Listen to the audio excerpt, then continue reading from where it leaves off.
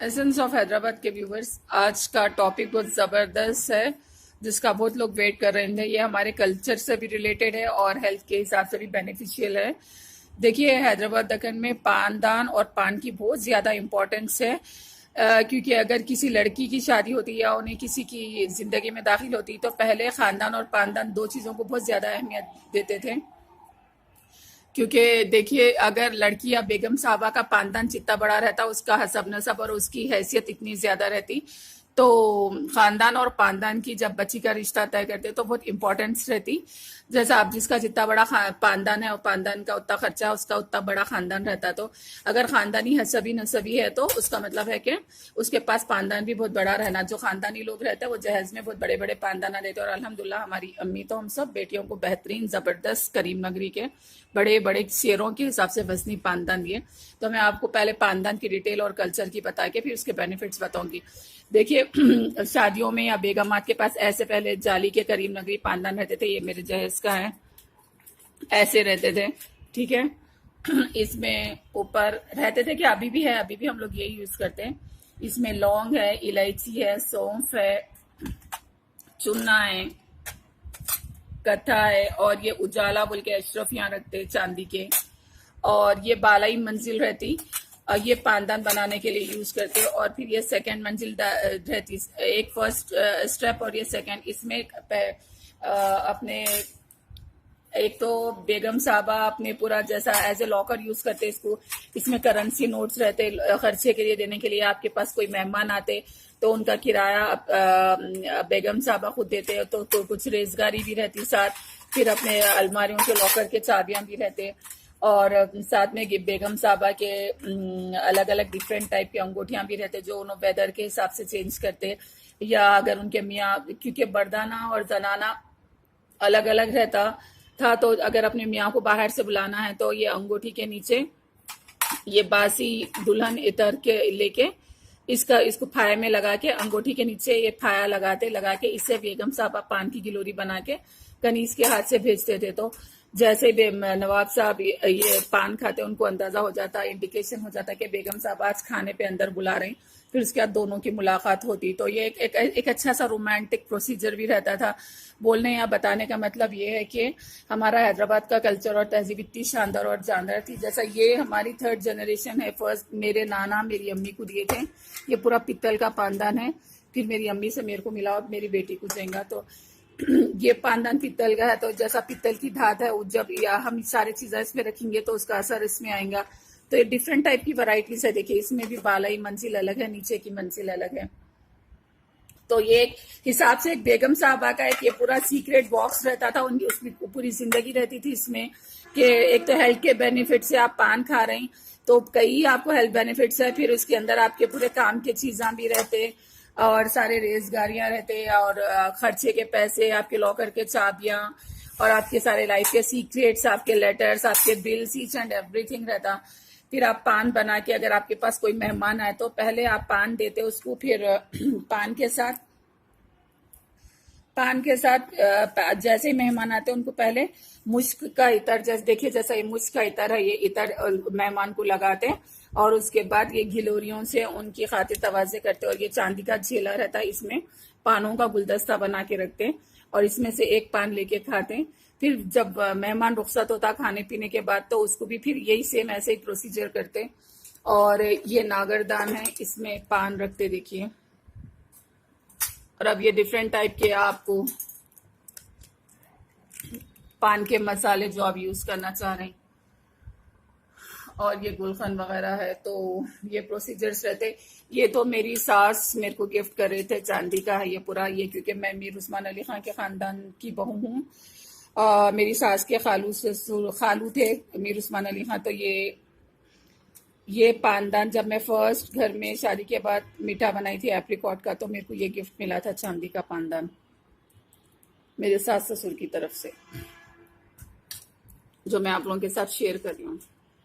अभी तो मैं अंदर का निकाल के बता रही हूँ आपको। तो ये रहते पानदान के प्रोसीजर्स। तो एक अजीब बहुत अच्छा एक मिस्टीरियस रहता पानदान। और मेरे को तो पानदान बेहद पसंद। घर में तो हमारे पास आज भी पानदान यूज होता और इसके सारे चीज़ें यूज होते हैं। और ये अगर आपको एक्स्ट्रा लॉन्ग इलायची खाना है तो वो है। और ये शीराज की बनी हुई है, ईरान के शीराज के बनी हुई है। ये आपको कुछ भी अशरफियाँ या रेजगारी जो भी रखना है इसके लिए। तो ये है, देखिए ये तब पीतल का पानदान है और ये चांदी का है और ये करीमनगर के जर्मन सिल्वर का है। तो ऐसे रहते पानदान हमारे हैदराबाद के, जो आज भी कई घरानों में चल रहे हैं। तो उसमें चूना भी यूज होता और कत्था भी यूज होता। तो अब मैं इसके पूरे बेनिफिट्स बताऊंगी कि इसको अपन कैसा यूज करते हैं। और ये तोरोपोश के साथ कश्ती रहती जिसमें आप रख के पान को पेश करते हैं।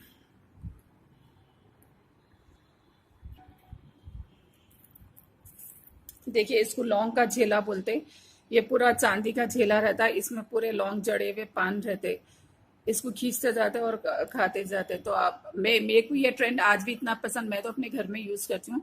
पता नहीं अभी हैदराबाद के कितने घरानों में ये चल रहा और कितनों में नहीं।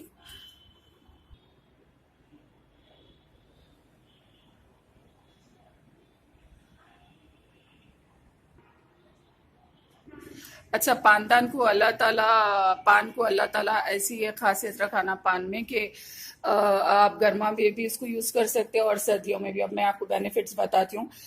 सबसे पहले तो देखिए, मैं आपको इससे पहले हार्ट का बताई थी कि पान में पूरे ऐसे वेन्स बने हुए रहते हैं हार्ट के वैसे।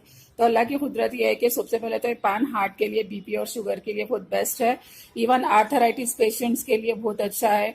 पान खाने से एक तो आपका थ्रोट इन्फेक्शन दूर होता है और आपका गला साफ होता है, आपकी आवाज साफ होती है। इसलिए आप अक्सर पुराने सिंगर्स को देखे होंगे या कव्वालों को जो कंटिन्यूस पान वगैरह खाते रहते।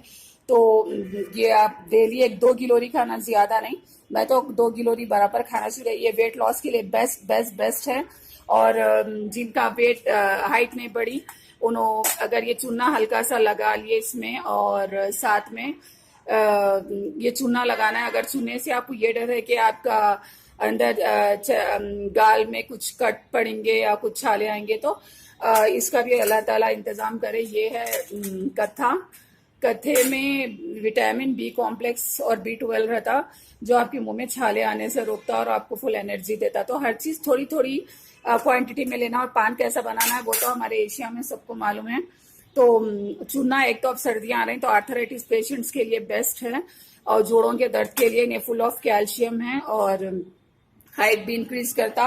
और ये सौंफ है, ये बॉडी की पूरी स्वेलिंग को दूर करता। बच्चे पैदा करने की सलाहियत सौंफ के अंदर बहुत ज्यादा है।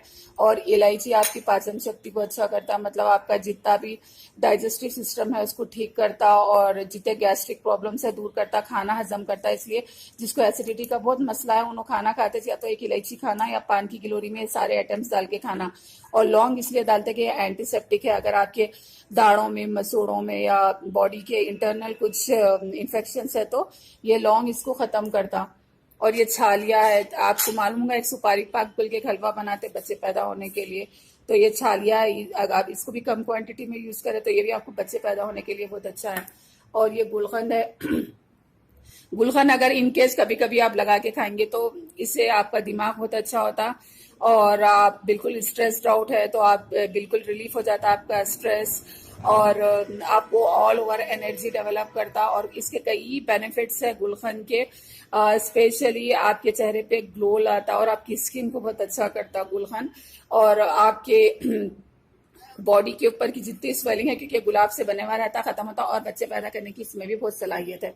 देखिए पान को ऐसा असल पान ऐसा रहता है, इसको ऐसा तराश के ऊपर के नीचे के हिस्से तराश देते, इसको तराश दे के इसमें कत्था और चूना लगाए और सौंफ डाले, इसमें थोड़ा सा खोपरा डाले और सारे यहाँ जितने लवाजे में है सब लवाजे में डाल के मैं ऐसा पान बनाई। देखिए पान ऐसा रहता। फिर इसकी आप गिलोरी बना लेना है। और गिलोरी तो आप देख चुके हैं, गिलोरी ऐसी रहती पान की। तो ये है पान की स्टोरी। तो हमारे बड़े जो भी पान में बने चीजें डाले वो कुछ भी